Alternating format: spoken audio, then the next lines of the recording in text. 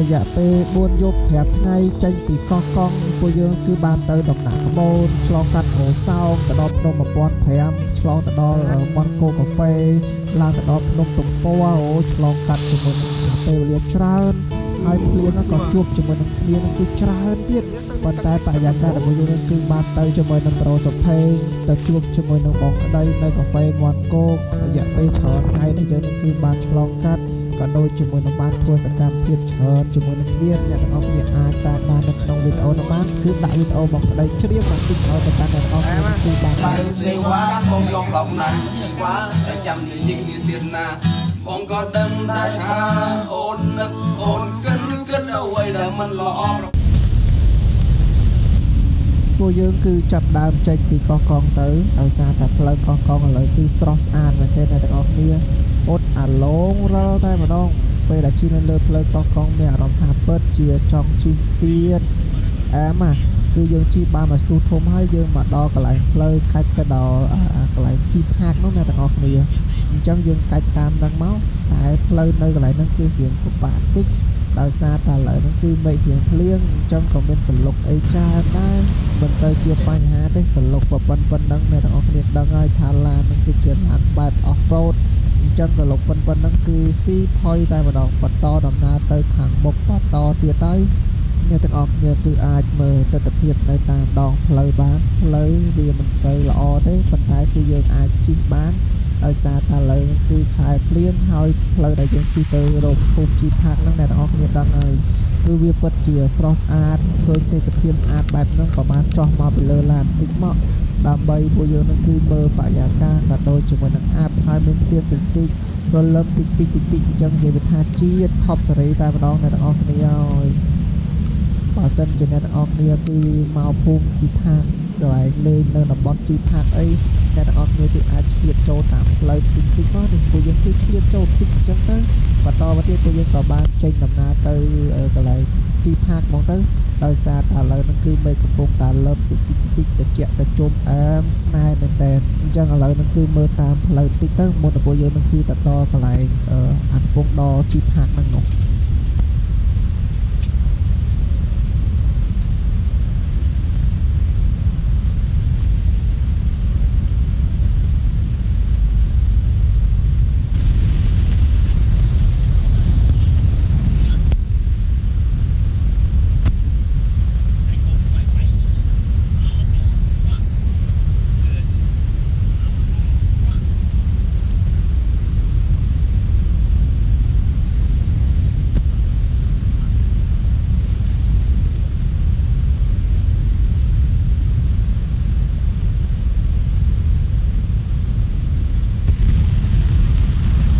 នៅពេលដែលបានមកដល់កំពង់ដល់ចម្លងទៅជីផាកហ្នឹងអ្នកទាំងអស់គ្នាគឺអាចមើលបានពួកយើងកំពុងតែទៅហើយមានឡានកំពុងតែតម្រង់ជួរច្រើនមែនទែនដោយសារតែគាត់នឹងគឺត្រូវឆ្លងទៅភូមិជីផាកហ្នឹងដែរនោះប៉ុន្តែវាជាអកុសលហើយអ្នកទាំងអស់គ្នាភ្លៀងពីមួយថ្ងៃហ្នឹងតាមខ្ញុំសួរទៅកាន់អ្នកភូមិភ្លៀងច្រើនពេកពី3ថ្ងៃ4 5ថ្ងៃហ្នឹងគឺភ្លៀងជាប់ពេកនោះហើយទឹកអូរនៅកន្លែងហ្នឹងដែលកំពុងតែហូរហ្នឹងគឺវាហូរខ្លាំងពេកអញ្ចឹងសាឡាងហ្នឹងគឺมันអាចឆ្លងនាំទៅកាន់ពួកគាត់ហ្នឹងគឺទៅបានទេគាត់គឺពិបាកបត់ពិបាកចេញពិបាកចូលពិបាកធ្វើគ្រប់បែបយ៉ាងអញ្ចឹងគាត់គឺมันអាចឆ្លងឡានបានទេដោយយ៉ាងអ្នកនរគ្នានឹងគឺបានឃើញចឹងនៅពេលដែលគាត់នឹងគឺចូលមួយគឺគិតជាពិបាកមែនទែនអញ្ចឹងក៏បានគិតថាអត់សូវល្អទេហើយពួកយើងក៏ចំណាយពេលចាំរហូតដល់កន្លះម៉ោងដែរគាត់តែពួកយើងនឹងគឺសម្រេចចិត្តថាឥឡូវនេះគឺឡើងទៅផ្លូវជាតិទៅខេត្តកោះកុងតែម្ដងទៅហើយគម្រោងដែលយើងនឹងគឺជិះកាត់តាមភូមិជីផាកហ្នឹងគឺរំសាយចោលបតោយបន្ទាប់ពីបាននិយាយត្រូវគ្នាហើយអ្នកទាំងអស់គ្នាតោះឥឡូវនឹងរៀបចំឡើងទៅលើឡានបន្តដំណើរមកដល់ផ្លូវជាតិហើយនៅពេលដែលឡើងមកដល់ផ្លូវជាតិហ្នឹងអ្នកទាំងអស់គ្នាគឺអាចមើលតាមផ្លូវជាតិទៅខេត្តកោះកុងគឺពិតជាស្រស់ស្អាតមែនទេអ្នកទាំងអស់គ្នាអាឡូងរលតែម្ដងទៅស៊ូគឺគេអ៊ុតតាំងពីផ្លូវដើរមកកន្លែងចំបោះឈូកនោះអញ្ចឹងគឺគេអ៊ុតតាំងពីដើមរហូតដល់ចប់ហើយនិយាយថាផ្លូវស្អាតអ្នកទាំងអស់គ្នាគឺអាចជិះឡានអាចជិះម៉ូតូបានដោយសុវត្ថិភាពប៉ុន្តែដោយសារតែនៅកន្លែងនោះពេលយប់អត់មានភ្លើងគ្រប់គ្រាន់ទេ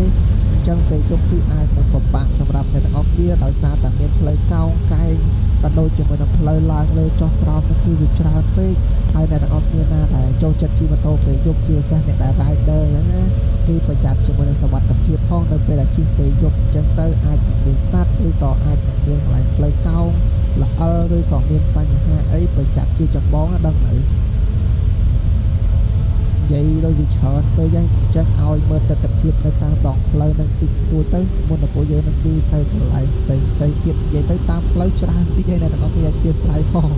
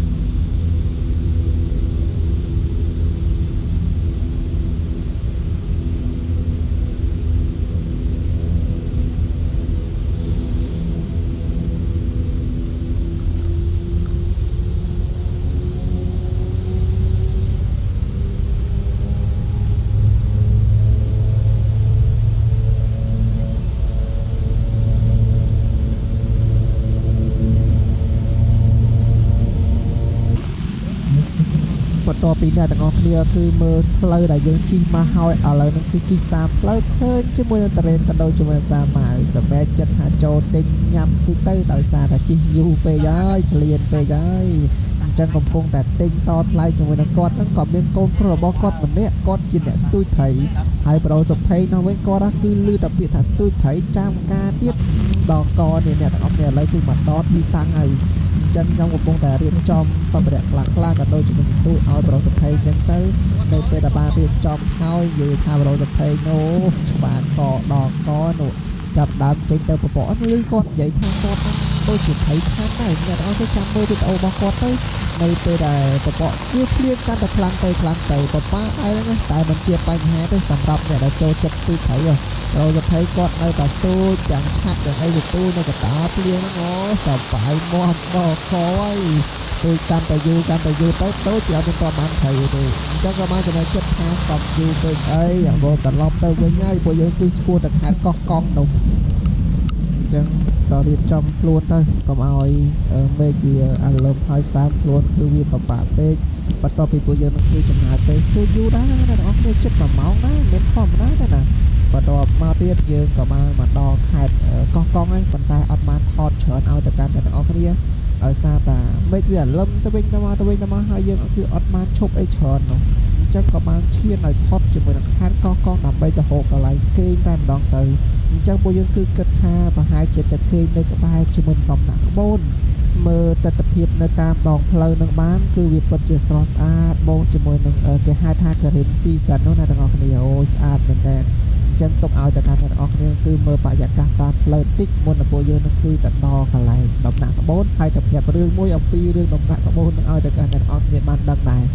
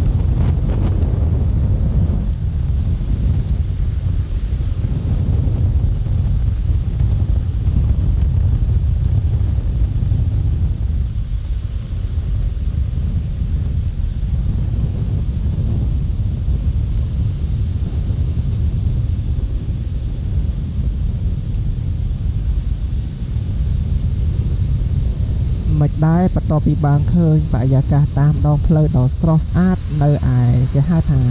ដូចជានៅខេត្តកោះកុងហួសពីខេត្តកោះកុងបន្តិចគេហៅអីគេទេអ្នកទាំងអស់គ្នានឹងគេហៅតំបន់អូសោមីនិយាយថាឲ្យស្រស់ស្អាតណាអញ្ចឹងបន្ទាប់ពីបានជិះរៀងច្រើនម៉ោងដែរខ្ទង់ដូចជាម៉ោង5កន្លះហើយអ្នកទាំងអស់គ្នា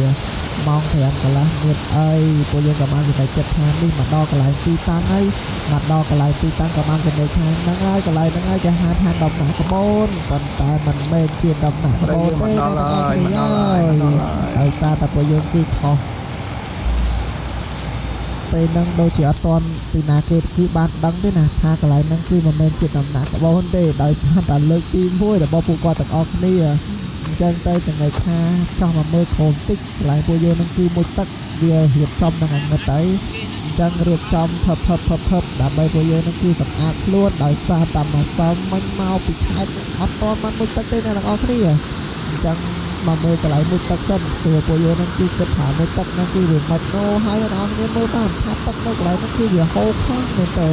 អញ្ចឹងប្រសិទ្ធភាពដើម្បីជាមួយនឹងគ្នាយើងគឺវាភ័យខ្លាចបន្តិចដោយសារតែខ្លាចថានៅពេលឲ្យទឹកអញ្ចឹងទៅមានបញ្ហាមិនតែមិនអីទេតែសិនជាយើងមានការប្រុងប្រយ័ត្នខ្ពស់អញ្ចឹងការប្រុងប្រយ័ត្នរបស់ពួកយើងក៏បង្កើតឲ្យយើងគឺមានសុវត្ថិភាពខ្ពស់ដែរនៅពេលហ្នឹងនេះគឺជាដំណាក់ក្បូនមកដល់ហើយបាទទឹកហ្នឹងអ្នកទាំងអស់គ្នាអ្នកទាំងអស់គ្នាឃើញនេះគួចស្មៅរៀបហ្នឹងទឹកឡើងដល់ហ្នឹងនោះនៅកន្លែងនោះក៏អញ្ចឹងដែរនោះ ទឹកឡើងដល់ហ្នឹងតែមិនដឹងថាទឹកឡើងហ្នឹងតាំងពីថ្ងៃណាហើយប្រហែលជាតាមស្រកមុនហ្នឹងឬក៏មិនទឹកហូរខ្លាំងមែនទែនឃើញក្នុងវីដេអូគេមកទឹកល្មមៗណាតែនេះសានេះអូដល់កហើយអែមសប្បាយលេងហ៎យល់ឥឡូវយើងទៅរៀបចំធ្វើអីយើងគេងនៅហ្នឹងតែយើងគេងនៅលើកុំឲ្យទឹកមកអីទៅយើងប៉ះពាល់អញ្ចឹងយើងsẽរៀបចំហើយថ្ងៃលិចហើយតែគ្រាន់វាចិត្តងឹតហើយអញ្ចឹងរៀបចំដាក់ឡានដាក់អីមកយើងធ្វើឲ្យញ៉ាំកន្លែងហ្នឹងឯងគេងនៅកន្លែងហ្នឹងពេលហ្នឹងដូចជាអត់ទាន់មុខទឹកទេគឺពួកយើងគឺរៀបចំកន្លែងគេងសិនរៀបចំដាក់ឡានដាក់អីដើម្បីពួកយើងនឹងគឺចងឡានរៀបចំតង់ដើម្បីពួកយើងនឹងគឺគេងនឹងសិនហ្នឹងគឺទៅតែគឺចាប់ដើមចេញមកហើយសារតែទៅគាត់អស់គ្នានៅទៅប្រហែលជាទុំមក6កន្លះហើយនៅទៅមកខ្លះហ្នឹងវាអត់ទាន់អាងឹតឈឹងតែវាចាប់ដើមអាងឹតហើយអញ្ចឹងម្នាក់រហ័សដៃរហ័សជើងអញ្ចឹងទៅរៀបចំដើម្បីយើងញ៉ាំអីដែរយើងជិះឡានមួយថ្ងៃពេញហើយអញ្ចឹងគឺយើងក៏បានចាប់ដើមរៀបចំហ្នឹងឥឡូវជិះវាទៅអញ្ចឹងនៅពេលដែលបានរៀបចំញ៉ាំអីហ្នឹងតែអត់បានថតទេដោយសារតែរវល់ហើយមេឃទៅវាពេញបាច់អត់បានរៀបចំទេចឹងនេះគឺដំណើរសានគឺមួយថ្ងៃពេញនេះគឺបានចប់ហើយម៉ោងគឺ10ជាងហើយអញ្ចឹងគឺសម្រាប់ហើយចាំមើលតើសកម្មភាពនឹងឲ្យស្អែកបន្តទៀតប៉ុន្តែឥឡូវគឺមិនមែននៅដំណាក់ក្បូនណាអ្នកទាំងអស់គ្នានៅខ្វះ10គីឡូទៀតហ៎ចឹងឥឡូវគឺយើងសម្រាប់ធំតែប៉ុណ្ណឹងចាំជួបគ្នានៅព្រឹកអាប់ដេតថាកន្លែងហ្នឹងគឺស្រស់ស្អាតប៉ុណ្ណាប៉ុន្តែឥឡូវគឺពួកគាត់រៀបចំគេងហើយសុបិនល្អចាំជួបគ្នានៅថ្ងៃបន្ទាប់បាយបាយ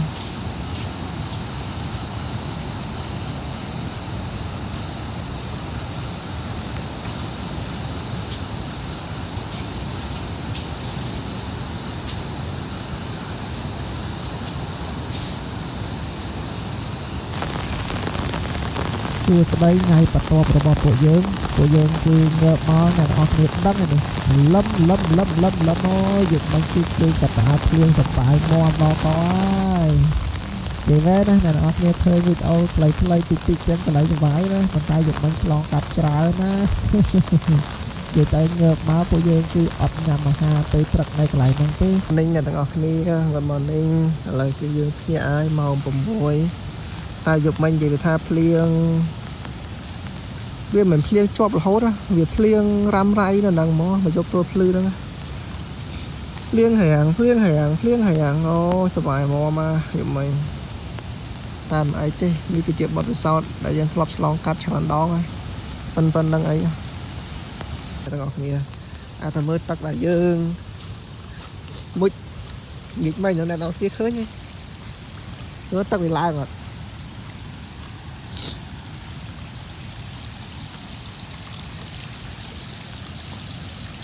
អូយទឹកឡើងណាបងប្អូនទឹកឡើងណាអ្នកនរគ្នាដឹងកន្លែងនេះស្មៅហ្នឹងនិយាយមិញនៅក្រោមឥឡូវឡើងបណ្ដោយ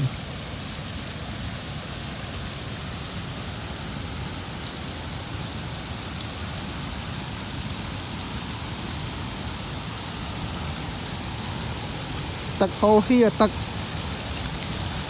ច្រើនមែនតើទឹក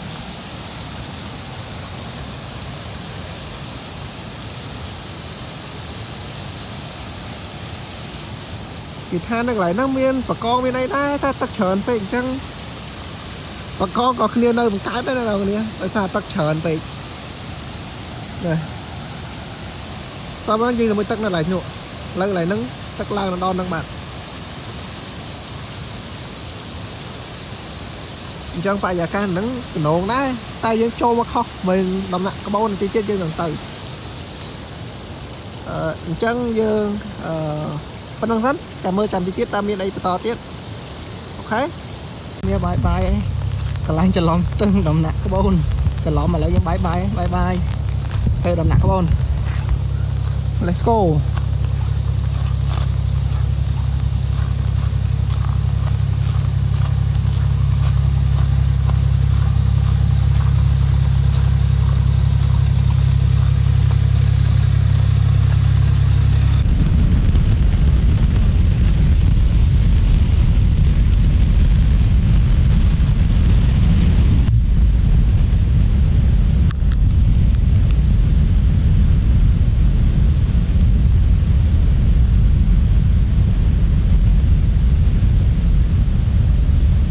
ពេលដែលយើងគឺបានចេញដំណើរចេញពីកន្លែងជើងជើងយប់មិញគឺបានបន្តិចពួកយើងក៏បានមកដល់កន្លែងវិរិយអគ្គិសនីទំនប់ទឹកស្ពាននោះគឺស្រស់ស្អាតចុះថតរូបសិនអ្នកទាំងអស់គ្នាមើលផ្លូវដែលយើងកំពុងជិះទៅអែមស្នេហ៍មិនអែមធម្មតាគឺអែមស្នេហ៍តែម្ដងទៅខាងនោះទឹកហូរដល់ហើយ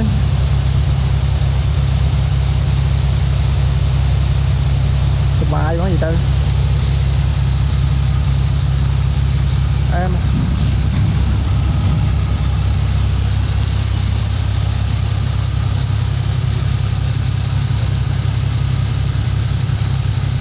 មកដល់វិរិយអគ្គិសនីតាតៃឯងទៅកន្លែងនេះអែមអែមមែនតើស្អាតដល់កហើយទឹកកន្លែងនេះពេញលេងទឹកអែមណាស់អ្នកទាំងអស់គ្នាអើយវ៉ាវ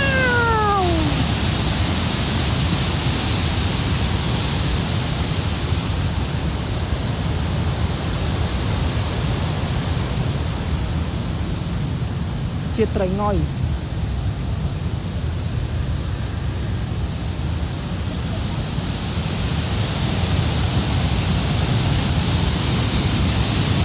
មកទឹកហូរខ្លាំងណាស់អ្នកនរគ្នាហើយជ្រៅទៀតនេះ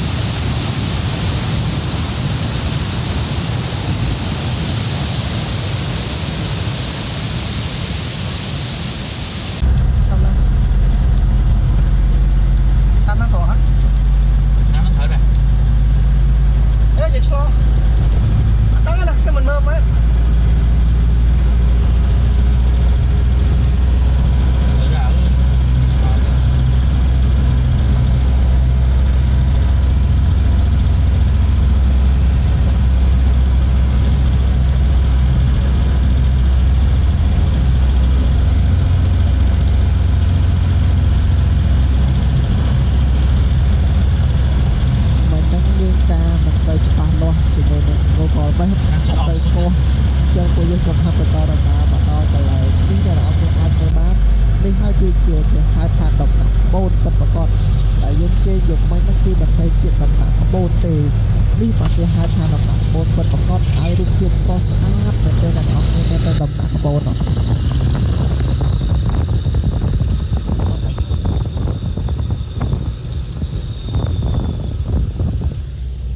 អូខេអ្នកទាំងអស់គ្នាឥឡូវគឺយើងមកដល់ដំណាក់ក្បូនហើយតែទឹកខ្លាំងណាស់ទឹកខ្លាំងមែនទេមើលទឹកណាទ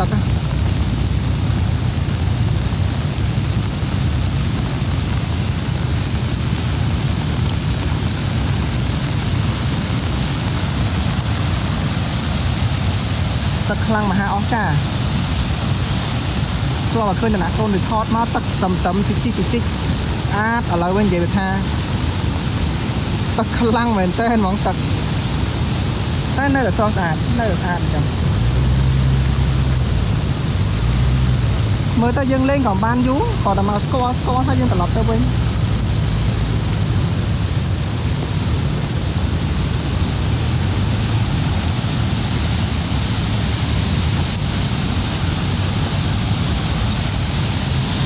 ទឹកហូរចាក់ដឹងទៅដល់ណាអ្នកទាំងអស់គ្នាអើយពីកោះកុងហ្នឹងហើយដល់ទឹកហូរចាក់ទៅដល់ណាតែទឹកគឺខ្លាំងបន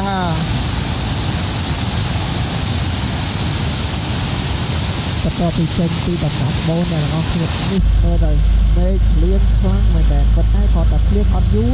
ភ្លៀងមួយរ៉ាវ12ចឹងទៅបរិយា12ទៀតវាភ្លៀងទៀតចឹងទៅអូបើសិនជាជិះម៉ូតូវិញវាថោយតែមិនដឹកស្មាទេអ្នកទាំងអស់គ្នា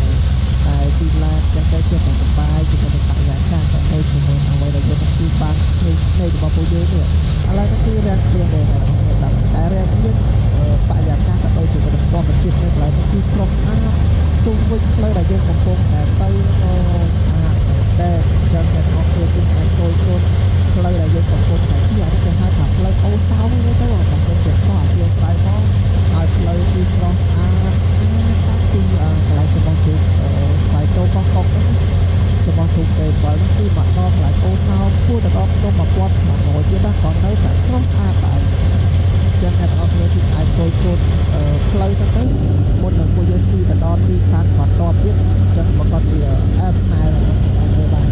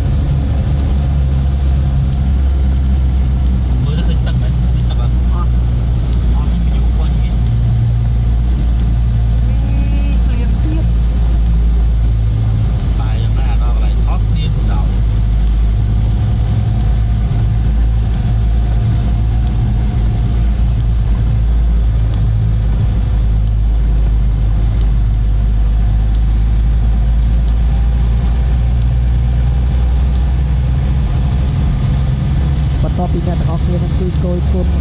ទិដ្ឋភាពតាមដងផ្លូវហើយឥឡូវហ្នឹងគឺមកតកន្លែងស្ពាតដែលខ្ពស់ជាងគេហើយស្ពាតដែលល្បីជាងគេនៅឯអូសោមហ្នឹងនិយាយថានៅកន្លែងហ្នឹងគឺស្រស់ស្អាតមែនទេអ្នកទាំងអស់គ្នានៅពេលដែលបានមកតកន្លែងហ្នឹងអូយអែមស្អាតអូនេះស្ពាតអូសោមហ្នឹង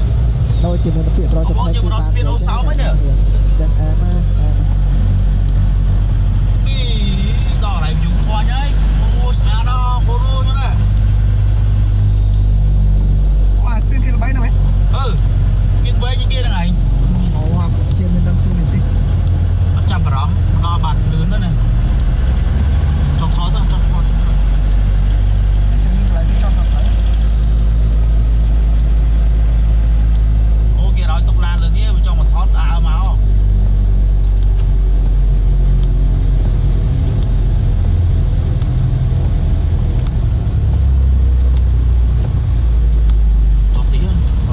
ឥឡូវដល់ភ្នំដែលខ្ពស់ស្ពានដែលខ្ពស់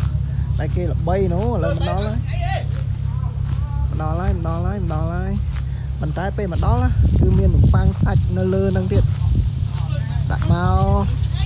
កម្ដងប៉ុន្មានបងហ្នឹង6000ហ្នឹងម្ដង6000អ្នកនរគ្នាគិតមើលទៅចម្លៃសមរម្យហ្នឹងប៉ុណ្ណឹងក្តៅស្រួយនេះដាក់មួយនំប៉័ងមកជាតិមកនេះមែនអែមដល់ថ្ងៃសឹមតិចទៀតខានឃើញថ្ងៃឡើង2ថ្ងៃ3ថ្ងៃណា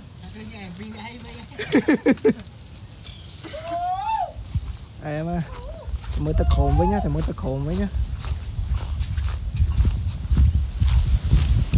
អូពូហាគេថាម៉ានម៉ែទេ70ម៉ែត្រជាងឬក៏មិនទេភ្លេចបាត់ហើយចឹងទៅមើលខាងនោះវិញទីនៅកន្លែងនោះអត់សូវមានទឹកវិញម៉ែខ្ញុំជិះមកមិញនៅឃើញទឹកច្រើនណាស់អញ្ចឹងសូវមានទឹកវិញទឹកល្មម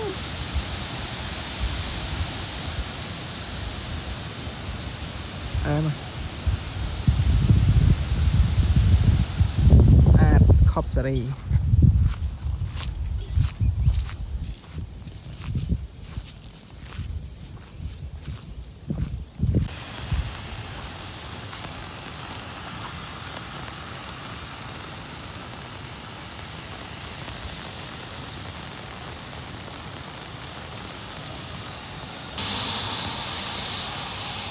ទៅហើយនៅលើនេះមានសេវាដែរ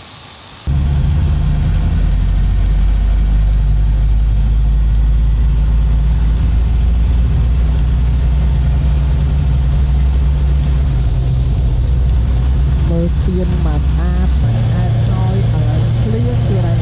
ភ្លៀងទៀតពួកយើងបន្តដំណើរចេញទៅដល់នេះទៅដល់ភ្លៀងទៅទៀតទៅតាមដងផ្លូវដូចជាអ្នកនរបានឃើញអាបានគឺបាននិយាយណាហើយទៅតែស្រស់ស្អាតចិត្តហើយហើយទៀតចង់មកហើយគឺចង់មកទៀតតែដោយសារតែពេលវេលារបស់ពួកយើងគឺមិនសូវឲ្យផលអញ្ចឹងពួកយើងក៏បានបន្តដំណើរឆាប់ទៅដល់កន្លែងអូសោមអញ្ចឹងទៅពួកយើងនោះគឺនឹងទៅកាហ្វេមាន់គោកដើម្បីស្នាក់នៅកាហ្វេមាន់គោករយៈពេលមួយយប់ក៏ដូចជាមួយនឹងឡើងទៅលើភ្នំ1500មើលនៅលើភ្នំ1500គឺលើកទី1របស់ខ្ញុំចឹងឥឡូវបន្តដំណើរកាត់ភូមិប៉ុន្តែភ្លេចភូមិបាត់ហើយមិនដឹងថាជាភូមិអីទេអធិស្ឋានផងបើសិនជាស្គាល់គឺអាចខមមិននៅខាងក្រោមឲ្យខ្ញុំគឺបានស្គាល់ដូចជាមួយអ្នកទាំងអស់គ្នាផងចឹងហើយប្រជាជនក៏ដូចជាអ្នកទៀតវាច្រើនដែរមើលទៅការរស់នៅរបស់ពួកគាត់គឺប្រកបដោយបរិយាកាសបរិសុទ្ធអត់សូវមានចំណេញខាតអត់សូវមានលក្ខណៈជាមុខចាក់អីអូយសុខភាពរបស់ពួកគាត់គឺប្រកបជាល្អហើយក៏ដូចជាមួយអ្វីដែលរបស់ខ្ញុំគឺបានធ្វើទៀតចឹងអត់សូវនិយាយច្រើនទេពួកយើងក៏បានតដំណើរទៀតអត់និយាយច្រើនទេប៉ុន្តែនិយាយពីបែកគាត់ទៀតដល់អរអធិស្ឋានផងចឹងនៅតែបន្តដំណើរទៅខាងមុខទៀតចឹងទៅគឺបន្តដំណើរឥឡូវនេះគឺមកដល់ទីតាំងមួយហើយគឺជាពូគ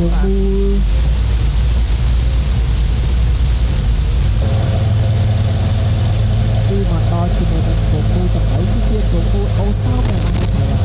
ចឹងពួកយើងក៏បានបន្តដំណើរតទៅខាងមុខបន្តទៀតទៅបន្តនោះគឺបន្តទៅកន្លែងកាហ្វេមាន់គោកដើម្បីពួកយើងគឺស្នាក់នៅតែក៏តាមបន្តកាហ្វេមាន់គោកនឹងឲ្យទៅកាន់អ្នកនរគ្នាគឺស្ដាប់ជាមួយជំនាញរបស់បងដីនឹង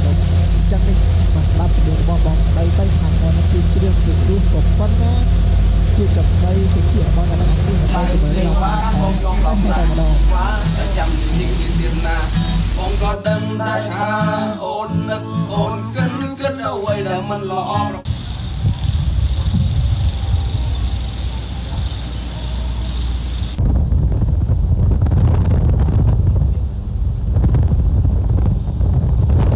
េះគឺជាវីដេអូក៏ដូចជារូបភាពខ្លះៗដែលកាហ្វេមកគោកមិនតែតែអត់បានថតច្រើនទេបន្ទាប់ពីយើងនឹងគឺបានគេមកយប់ហើយពួកយើងក៏បានបន្តដំណើររបស់ពួកយើងនឹងគឺទៅមើលភ្នំ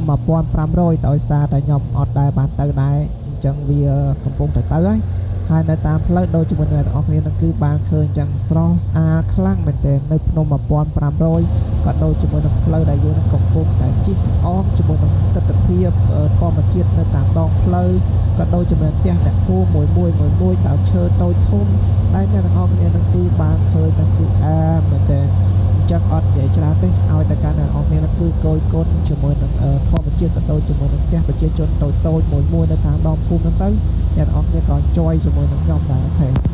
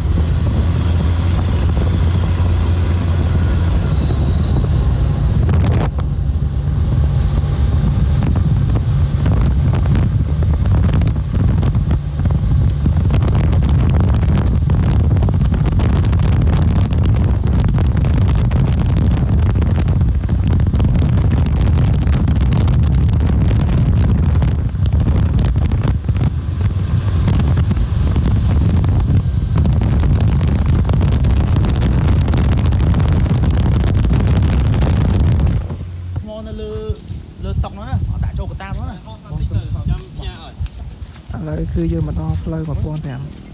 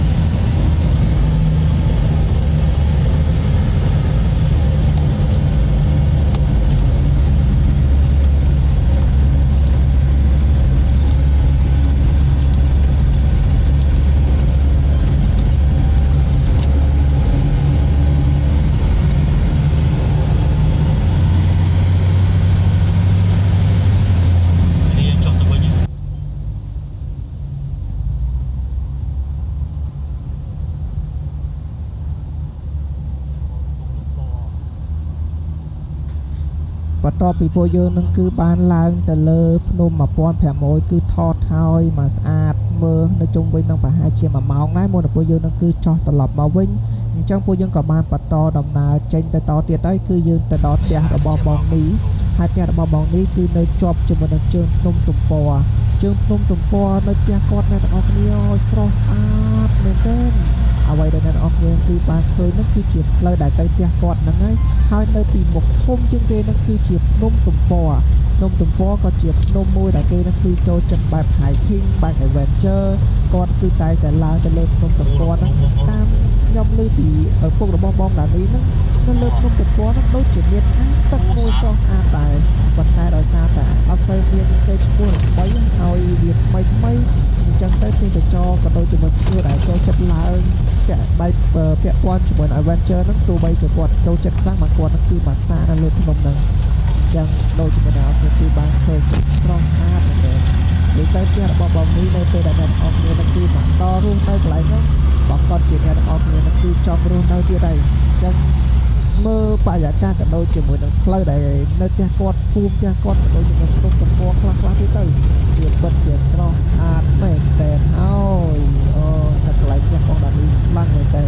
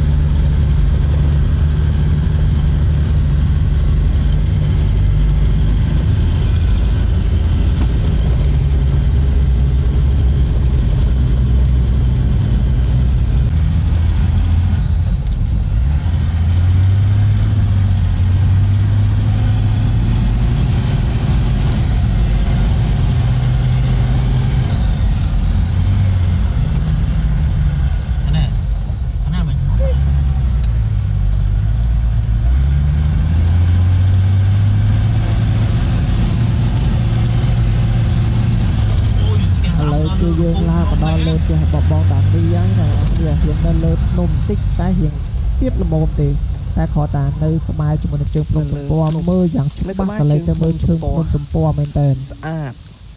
បែរទៅខាងណាក៏មានភ្នំមានទេសភាពស្អាតអែម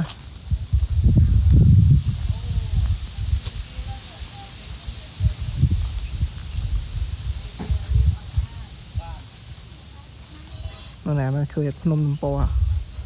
ប៉ុណ្ណាណៃខ្ញុំឃើញដូចជាមានគេឡើងលើភ្នំហ្នឹងដែរតែមិនដឹងថាឡើងតាមប្រឡោះណាមើលទៅភ្នំធំតែពពកអែមណាស់អ្នកទាំងអស់គ្នានេះពពកវា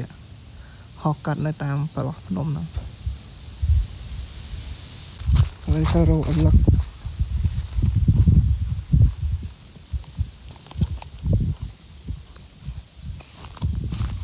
ទៅរកអលឹកនឹងចការលកត់នៅក្រុងធំ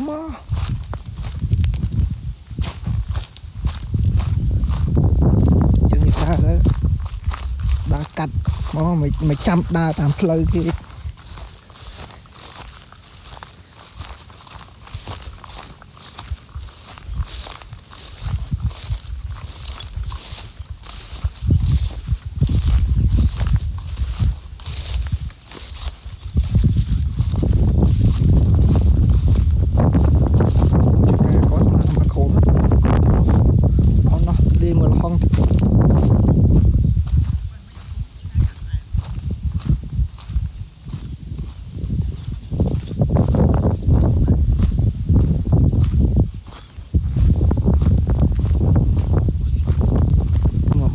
នៅក្បែរជើងភ្នំទំព័រ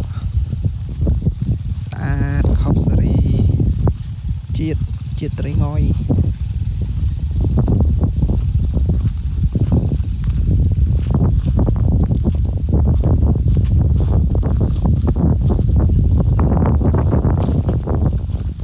តែមែនទេបាទនេះឡឹកមួយឡឹកនេះមើលដូចthườngតំណងឡឹកនេះtôm mát mùi này đang cần hộ ở đây này mấy này em đã vẫn đang chìm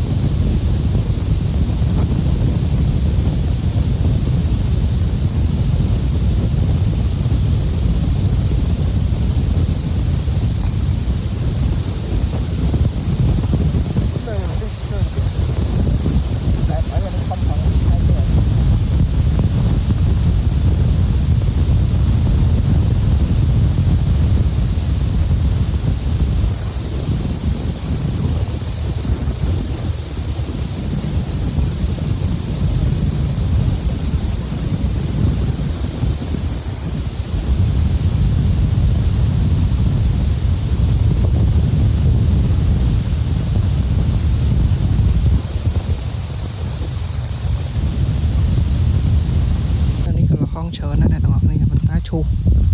អ្នកនរហេតុដឹងថាមួយថ្ងៃនឹងគឺភ្លៀងខ្យល់ប៉ុណ្ណា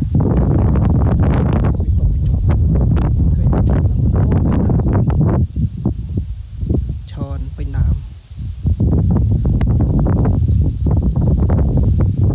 អូយបរិយាកាសនឹងល្អណាស់អ្នកទាំងអស់គ្នាអើយនិយាយថាផ្លែល្អជុំវិញនឹងពោពេញទៅដោយភ្នំមានភ្នំទំព័រ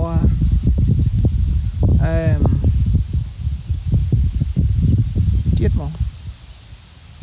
ហើយខ្យល់ត្រជាក់ស្រួលល្អទៀត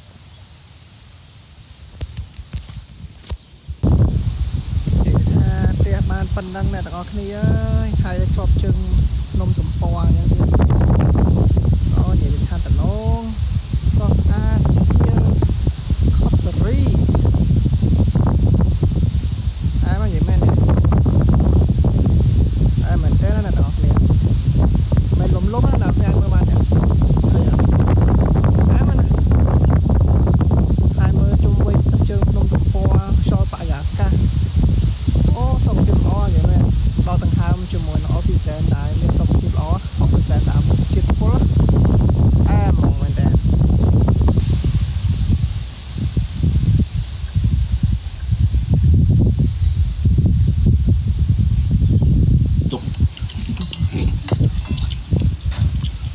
giúp mong mẹ không bên đây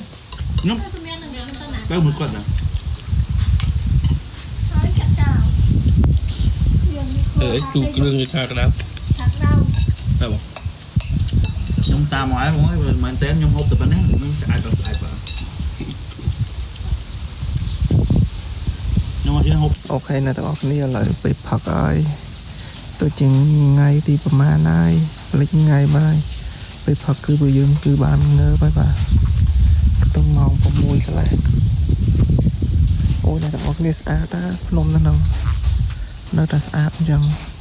កន្លែងហ្នឹងមើលជ្រុងណាក៏ស្អាតដែរលំឡើងងើបមកឃើញពពកនៅជាប់ជើងភ្នំនៅជាប់កំពូលភ្នំបន្តិចអញ្ចឹងទៅសំបីខ្ញុំឡើងក្នុងសាអ្នកទាំងអស់គ្នាក៏ពេលខ្លះអត់ដែរឃើញពពកអញ្ចឹងណាឃើញតែអាប់ណាសានេះនិយាយថាពពកអូស្អាតណាស្អាតខ្លាំងមែនតើហើយជុំវិញនឹងភ្នំមកជួរអញ្ចឹងទៅពពកនៅក្បែរភ្នំនឹងរហូតអូខេណាទាំងអស់គ្នាឥឡូវគឺយើងដើរមើលជុំវិញនឹងតិចមុននឹងយើងរៀបចំចុះទៅវិញតែអ្នកនរគ្នាមើលនៅក្នុងទំព័រហ្នឹងទៅសិតអាប់ហ្នឹងមិនមែនអាប់នេះណាអាប់ទឹកភ្លៀងចូលទៅដល់គៀងជោកមកតែអត់សូវមកដល់ដែរនៅតែជុំវិញភ្នំឯងអូបរិយាកាសនៅកន្លែងហ្នឹងមែនតើនិយាយមែនណាអ្នកនរគ្នានៅខាងនោះភូមិអំពងមូតមីនោះត្រូវហើយហ្នឹងឯងខាងនោះប្រហែលជា 3-4 គីឡូ និយាយទៅពួកយើងគឺបានឃើញនៅផ្ទះបងតានេះគឺមកជុំដែរប៉ុន្តែគាត់អត់បានថតអីច្រើនឲ្យតែតាមអ្នកនរគ្នាគឺបានឃើញទេបើសិនជាអ្នកនរគ្នាមើលនៅក្នុងវីដេអូរបស់ប្រុសសិទ្ធិដែលអត់ទាន់ចេញទេចាំមើលគាត់ចេញពេលណាដែរពេលនៅក្នុងវីដេអូគាត់ទៅលំអិតអំពីសកម្មភាពគឺច្រើនមែនទែនចឹងឥឡូវក៏ដល់មកដល់ពេលយើងនឹងគឺលាទៅតាមខាងគ្រួសាររបស់បងតានេះត្រឡប់ទៅសៀមរាបវិញហើយនេះគឺជាតាមដងផ្លូវដែលយើងនឹងគឺជិះមកខាងទៀតពួកយើងគឺចេញទៅផ្លូវជាតិវិញផ្លូវគឺអស់រ៉ូតមែនទេប្រូសិភ័យគឺចូលចិត្តណាផ្លូវចឹងឲ្យបានណាចឹងពួកយើងក៏បានជិះបណ្ដាមើលបណ្ដាចឹងទៅបណ្ដានៅតែមានអារម្មណ៍ថានឹកជាមួយផ្ទះបងតានេះចឹងរយៈពេលមួយយប់ដែលយើងគឺគេនៅផ្ទះបងគឺមានអារម្មណ៍ថាពួកយើងគឺគេទៅលើអង្គុយពួកយើងគឺបានគេមើលទស្សនភាពដែលស្រស់ស្អាតមែនទេណានៅពេលដែលយើងនឹងគឺបានចេញមកគឺពួកយើងគឺចេញមកពោះដំណើរទៅខេត្តសៀមរាបតែម្ដងអ្នកនរគ្នានៅពេលដែលតាមផ្លូវទៅខេត្តសៀមរាបក៏ឆ្លងកាត់ជាមួយនឹងសំឡូតដែរអញ្ចឹងពួកយើងក៏ឆ្លងកាត់ជាមួយសំឡូតឆ្លងកាត់ជាមួយនឹងបាត់ដំបងដែរប៉ុន្តែពួកយើងអត់បានចូលជាមួយនឹងខេត្តបាត់ដំបងទេហើយកូនជាមួយនឹងតាមដងផ្លូវដែលពួកយើងកំពុងតែជិះនៅទីទៅមុននឹងពួកយើងនឹងគឺទៅដល់កន្លែងសំឡូតដើម្បីទៅញ៉ាំប្រេនតិចពួកយើងគឺឆ្ពោះទៅខេត្តសៀមរាប bộ sắt nó từ bắt đầu bó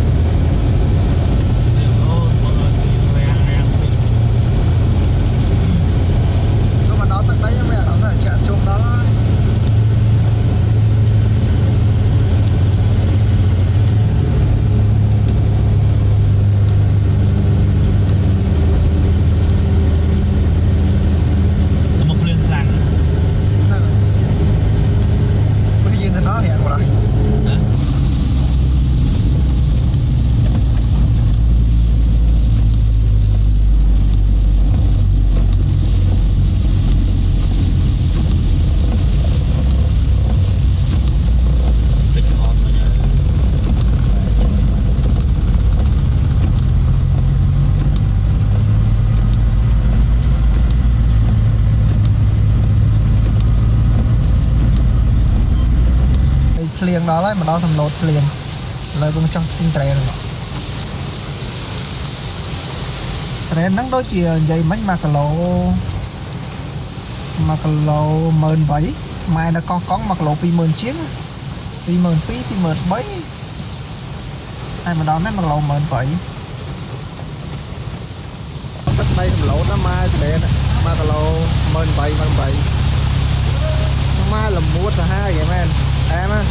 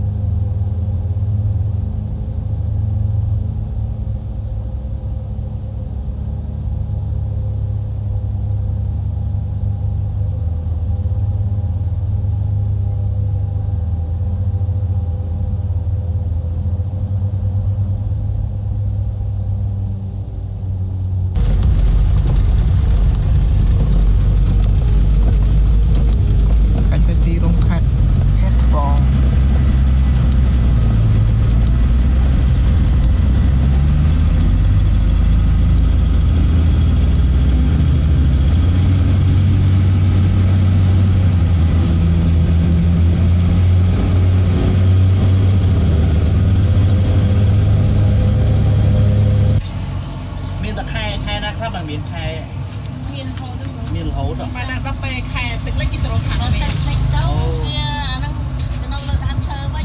ទៅរកខាងនេះទៅដើមឈើយើងអត់មានទេ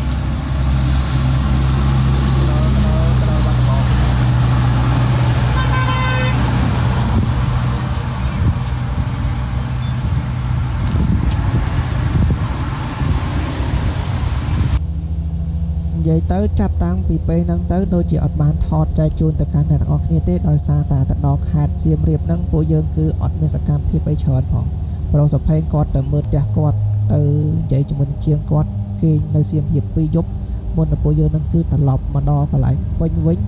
អញ្ចឹងសកម្មភាពក៏អត់មានអីច្រើនក៏បានបញ្ចប់ធំតែប៉ុណ្្នឹងទៅបើសិនជាមានវីដេអូឬក៏ទៅជាមួយប្រុសសុភ័យសាកលទៀតចាំថតបន្តទៀតអញ្ចឹងឥឡូវហ្នឹងគឺចប់ត្រឹមតែប៉ុណ្្នឹងអរគុណអ្នកទាំងអស់គ្នាដែលបានចំណាយពេលតាំងពីដើមរហូតដល់ចប់ទស្សនាប្លុកដែលអត់មានប្រយោជន៍មួយនឹងសោះតែម្ដងអញ្ចឹងអរគុណចាំជួបនៅវីដេអូក្រោយៗទៀតបាយបាយអ្នកទាំងអស់គ្នាមុននឹងទៅហ្នឹងគឺមើលនៅសៀមរាបតិចទៅដូចជាបានថតនៅសៀមរាបតិចដែរ